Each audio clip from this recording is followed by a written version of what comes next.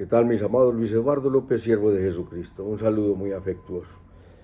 Vamos hoy a hablar acerca del nacimiento de nuestro Señor y Salvador Jesucristo. Se avecina, se acerca el tiempo de la Navidad, y la Navidad es la buena nueva del nacimiento de nuestro Señor Jesucristo. Y no entraremos en discusiones de si es o no es la época, sabemos que no es, y por cualquier motivo esto se cambió para el 25 de diciembre, 24 de diciembre a la medianoche.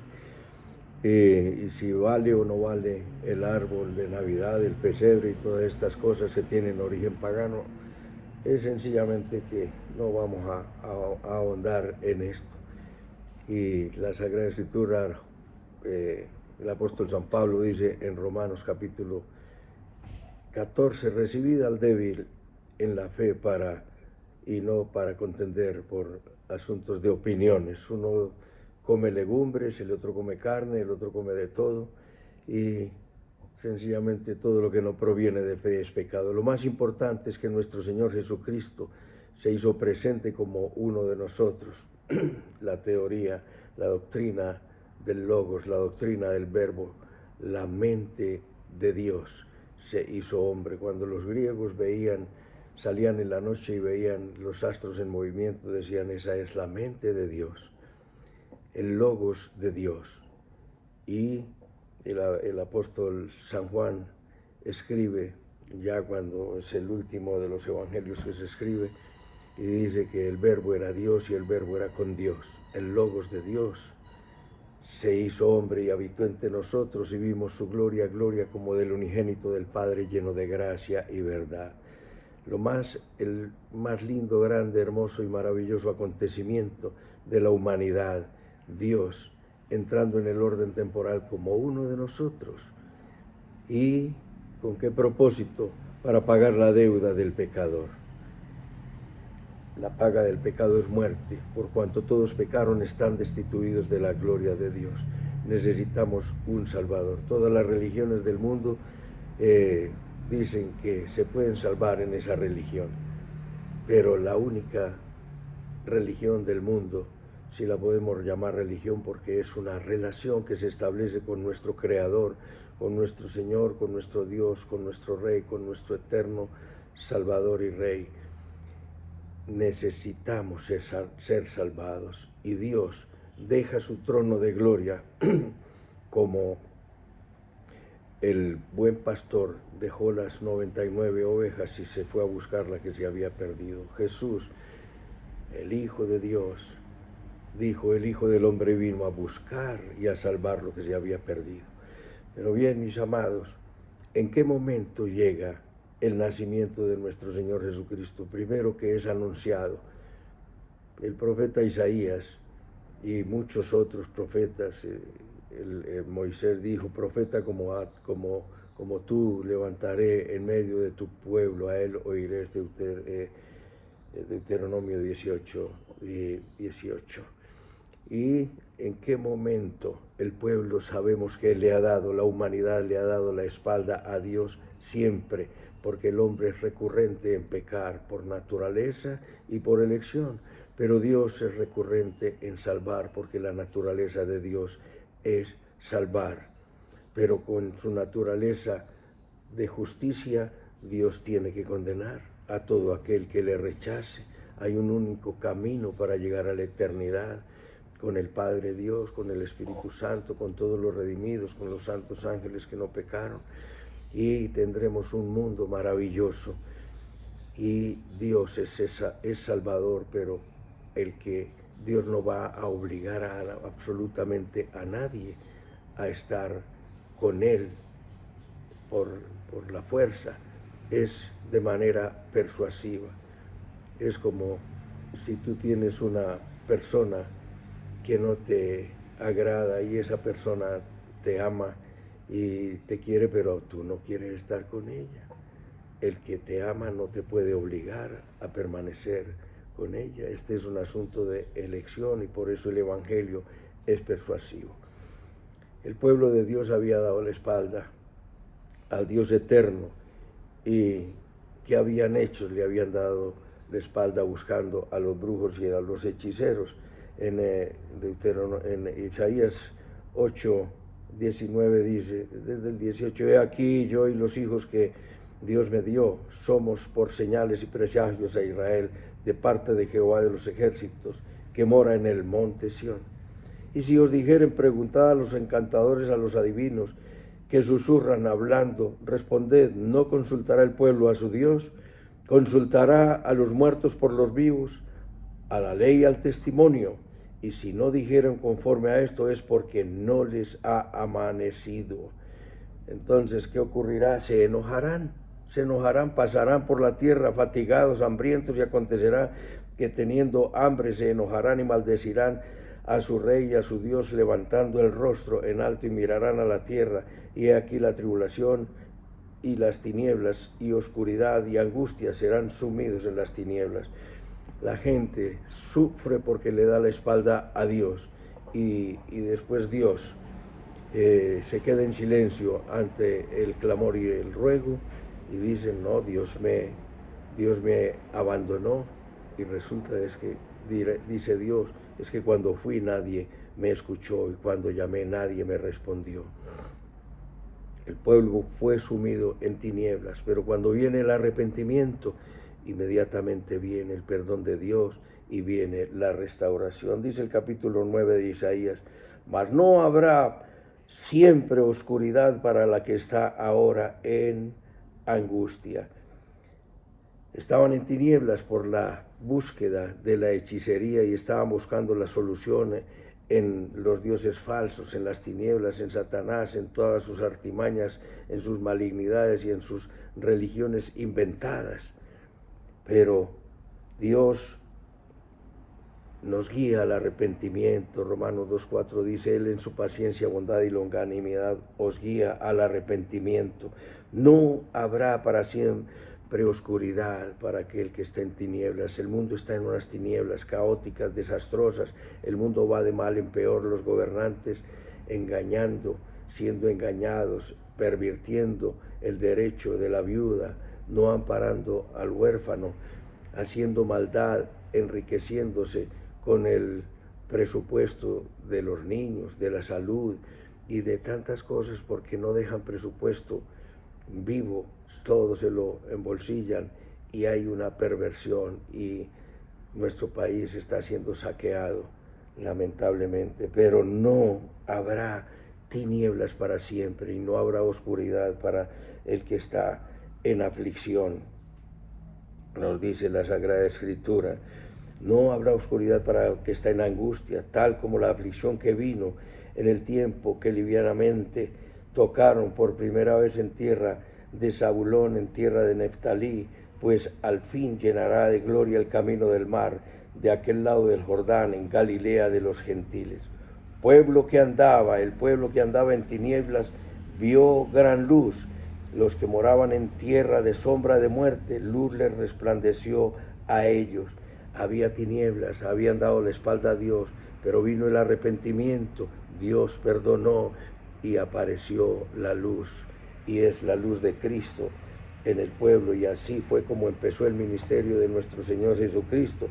En Mateo 4:12, cuando oyó Jesús que Juan estaba preso, volvió a Galilea, y dejando a Nazaret volvió y habitó en Capernaum, ciudad marítima en la región de Zabulón y Neftalí, para que se cumpliese lo dicho por el profeta Isaías cuando dijo, tierra de Zabulón y tierra de Neftalí, camino del mar, al otro lado del Jordán, Galilea de los gentiles. Pueblo asentado en tinieblas vio gran luz, y a los asentados en región de sombra de muerte luz les resplandeció. Estaban en oscuridad, ya lo sabemos, le habían dado la espalda a Dios. ¿Y qué fue lo que ocurrió? Apareció la luz de Cristo, luz les resplandeció. El arrepentimiento, Jesucristo viene guiando al arrepentimiento. Jesucristo viene a los corazones de aquellos que dicen no más a las tinieblas, no más a la hechicería, no más a los credos y religiones inventadas. Desde entonces comenzó Jesús a predicar y a decir, arrepentidos porque el reino de los cielos se ha acercado. esto es Jesús para todos, Jesús para toda la humanidad. El pueblo estaba en oscuridad, el pueblo estaba en tinieblas, el pueblo estaba en angustias, y en el arrepentimiento luz les resplandeció. Y nos dice, después de resplandecer la luz y de resplandecer Cristo, viene la prosperidad. Versículo 3, multiplicaste la gente y aumentaste la alegría.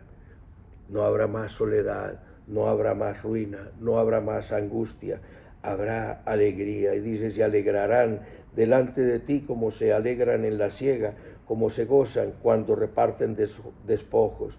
Y vienen las tres razones de los tres por qué. Porque quebraste el pesado yugo, quebraste su pesado yugo y la vara de su hombro y el cetro del opresor como el día de Madián. Dios viene y quiebra los yugos de guerra, como lo dice en Zacarías 9:9, dice que Jesús entrará montado sobre un burrito, sobre un hijo de asna, sobre un pollino, y el versículo 10, y quebrará las armas de guerra y quebrará los yugos. Jesús quitará los yugos pesados que te han puesto los infames opresores, que dicen que el hombre es bueno. El hombre no es bueno, el hombre nace malo y la sociedad lo acaba de dañar, porque el hombre peca por naturaleza y el hombre peca por elección. Y nos dice, porque el calzado que lleva el guerrero en el tumulto de la batalla y todo manto revolcado en sangre serán quemados, pasto del fuego, serán pasto del fuego. Todas las armas de guerra serán quemadas, como dice Zacarías 9:10. Aparece, el pueblo está en tinieblas, viene la luz, nos guía al arrepentimiento, nos saca de la ruina, nos saca de la dificultad, nos saca de la tristeza y nos convierte la tristeza en alegría y lloro, como dice el Salmo 30, has cambiado mi lamento en baile. ¿Por qué? Porque el Señor quiebra todos los yugos. ¿Y por qué? Porque niño nos es nacido, hijo nos es dado, y el principado sobre su hombro, y llamará su nombre admirable consejero, Dios fuerte, Padre eterno, príncipe de paz. Niño nos es nacido, nos habla de un linaje humano. Hijo nos es dado, su divinidad. Dios nos ha sido dado, y el principado sobre su hombro es símbolo de poder y autoridad. Símbolo de poder. Niño nos es nacido, hijo nos es dado, y el principado sobre su hombro. El niño que nos es nacido nos habla de su humanidad, porque Dios tenía que venir a salvar, porque la deuda la tenía el hombre, pero tenía que hacerse hombre, porque la deuda la tenía el hombre. Y tenía que ser Dios, porque se tenía que presentar ante el Padre Dios con la sangre, diciendo, Padre, he pagado por la deuda del pecador. Dios, en su justicia, tiene que castigar el pecado, y en su misericordia lo ha hecho en su Hijo. Por eso es nuestro sustituto perfecto. No cualquiera puede decir, yo muero por los pecados de la humanidad, porque si bien lo dice y muere, ¿a dónde puede ir con esa sangre si nadie puede presentarse delante de Dios y vivir? Solo el Hijo de Dios puede presentarse delante del Padre Dios. Y será llamado su nombre admirable. Es el único digno de admiración, el único que no tiene reproche. Asombrará a muchos, como lo dice Isaías 52:13. Se asombrarán todos al ver la historia que no les fue contada con toda la autoridad. Se admiraban los escribas y los fariseos cuando predicaba. Habla como quien tiene autoridad cuando terminaba el sermón del monte. Habla como quien tiene autoridad y no como los escribas y los fariseos. Él es el gran admirable. ¿A quién admiras? ¿A las celebridades? Admira al verdadero que es tiene por nombre admirable y es nuestro Señor Jesucristo, el Dios eterno que en su misericordia dejó su trono de gloria para nacer de la Virgen María, la muy favorecida, la bienaventurada entre todas las mujeres, la que dijo: he aquí la sierva del Señor, hágase en mí según su palabra.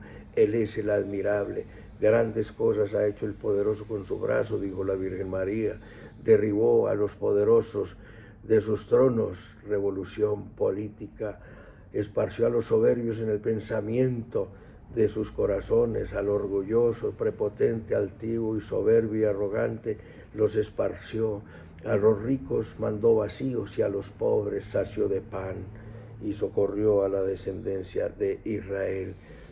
Admirable, consejero, la palabra de sabiduría, en quien buscas consejo, en consejeros humanos, el consejero humano que hable conforme a la palabra de Dios. Si alguno habla, hable conforme a la palabra de Dios, dice Primera de Pedro 4:11.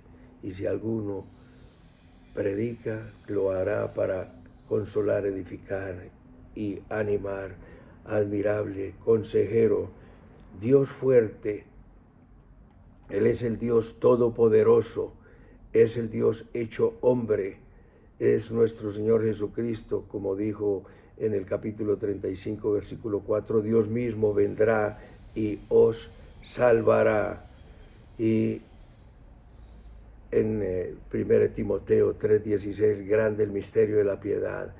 Dios fue manifestado en carne, visto en el mundo, predicado entre los gentiles, visto por los ángeles, creído en el mundo, recibido arriba en gloria. Esa es la encarnación, muerte y resurrección de nuestro Señor Jesucristo. Padre eterno no significa que Jesús sea el mismo Padre, es decir, Él es el Padre de la eternidad. Sería más exacta la traducción, decir Padre de la eternidad. Los judíos, para la palabra Padre significa fuente, el que da origen. Por eso decimos que el padre de la medicina es Hipócrates, que es el Padre, y Jesús es el Padre de la eternidad, porque por Él fueron hechas todas las cosas, sean tronos, sean dominios, sean principados, sean potestades, todo fue hecho por medio de Él y para Él, dice Colosenses 1:16. Príncipe de paz, Jesús es nuestra justicia y Él traerá justicia a las naciones, como lo dice en Isaías 42, mi hijo, mi escogido, en quien mi alma tiene contentamiento. No quebrará, he puesto en él mi espíritu, no quebrará la caña cascada, ni lastimará el pabilo que humeare, no lastimará a los débiles, y no voceará ni gritará a los débiles, gritará y voceará, como le dice el versículo 13 del capítulo 42, a los arrogantes, altivos, soberbios y prepotentes, pero a los humildes tratará con ternura como trataba a la mujer samaritana. Dios fuerte, Padre eterno, príncipe de paz, el no desmayará hasta que haya puesto en la tierra la justicia. La tierra se llenó de injusticia, Dios la hizo perfecta, eso se llama que la hizo justa, en justicia. Cuando el hombre pecó, la tierra se llenó de injusticia, se llenó de pecado, y Jesucristo regresa, Jesucristo vino a establecer justicia, y hemos de seguir la justicia.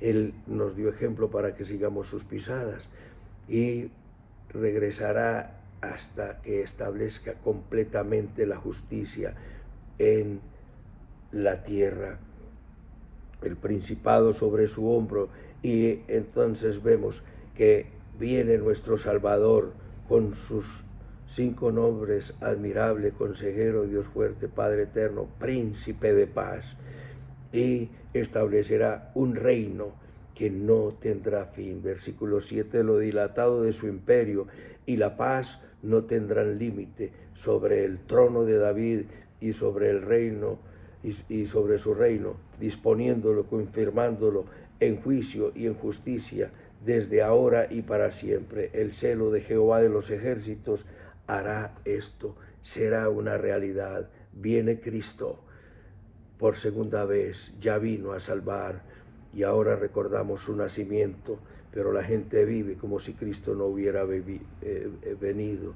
La gente vive olvidada de Dios, la gente vive en injusticia, en pecado, en impureza. Dale la espalda al pecado.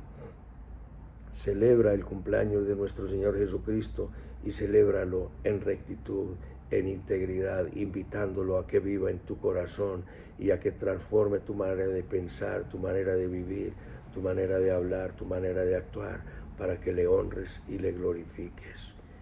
Él viene, Él vino, Él regresará y viviremos con Él eternamente y para siempre en una vida deleitosa y plena.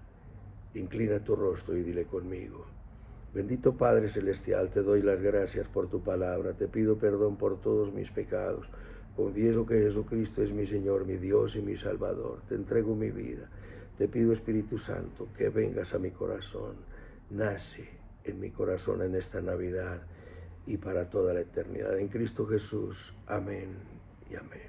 Un abrazo mis amados y hasta otra oportunidad.